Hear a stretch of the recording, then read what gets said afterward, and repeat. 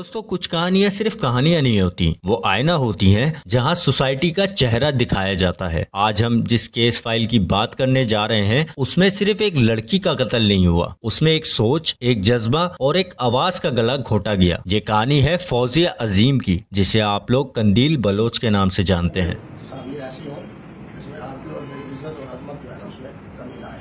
मैं वही कह रही हूँ कि मैं आपको बहुत आगे ले जाना चाहता हूँ, क्योंकि इमरान खान भी हमारा एक नजर भी आया हुआ है। जी जी बिल्कुल, वो मैं ऐसी चीजें लगाऊंगी नहीं, फिक्र ही ना करें आप।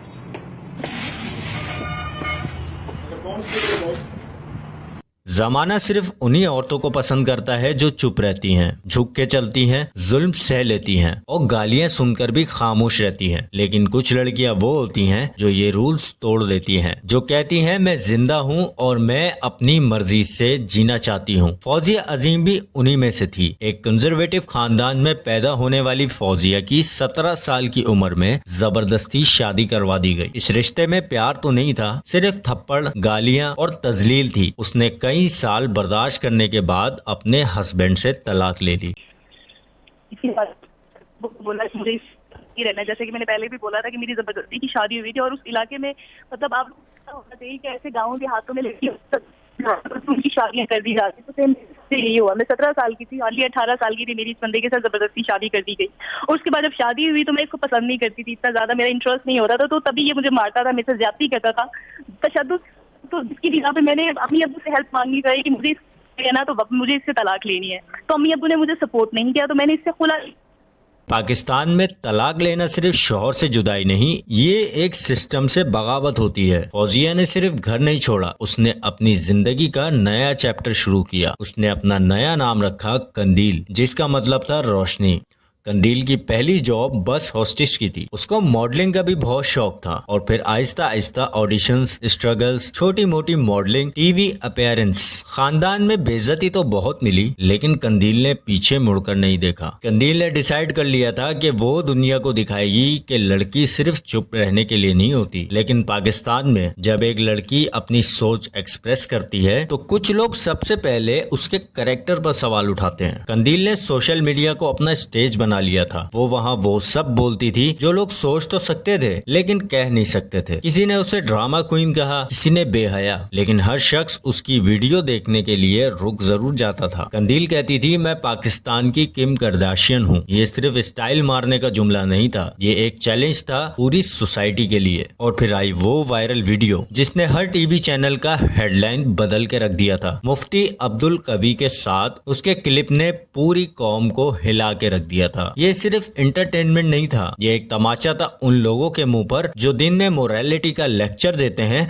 और रात को चुपकर उसी औरत से महफिल सजाते हैं। 15 जुलाई 2016 को कंदील अपने मुल्तान के घर में थी, जहां उसे सबसे ज्यादा महफूज होना चाहिए था। वहीं उसका कत्ल हुआ उसके अपने भाई मोहम्मद वसीम के हक। वसीम ने पहले तो उसे नींद की गोलियां दी और जब वो सो गई तो उसका गला दबा के उसको मार दिया। वसीम का कहना था कि फौजिया यानी कंदील ने पूरी फैमिली की इज्जत खराब कर दी थी, मैंने इज्जत की खातिर उसे मार दिया। वसीम के चेहरे पर तो कोई नदामत ही नहीं थी, बल्कि फख्र था। कोई शर्मिंदगी है आपको? नहीं है शर्मिंदगी।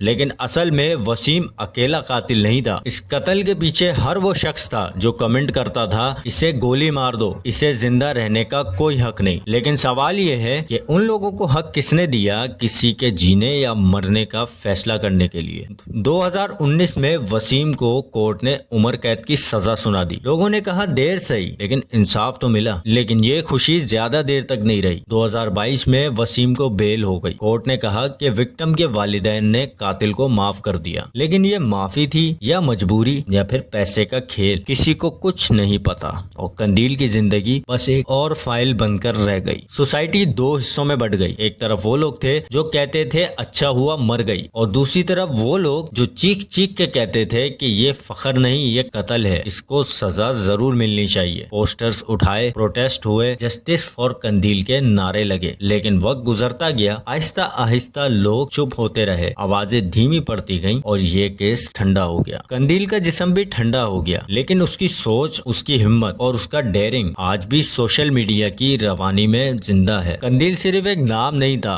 वो एक सोच थी। वो कहती थी जो लोग नहीं बोलते थे, इसलिए उसे हमेशा के लिए खामोश करवा दिया गया था। और आज भी पाकिस्तान में इज्जत का मतलब है कि लड़की खामोश रहे, और अगर वो बोलती है तो उसे बेहया कह दिया जाता है। लेकिन सवाल ये है, कंदील को मारकर क्या सब कुछ ठीक हो गया? कंदील तो मर गई, लेकिन उसका कातिल हर रोज जिंदा होता है, हर उस लड़की में जो जीना चाहती है अपनी मर्जी से, अपने तरीके से। अगर वीडियो पसंद आई हो तो लाइक करें और चैनल को जरूर सब्सक्राइब करें, ताकि आपसे कोई भी केस छुपा ना रह सके।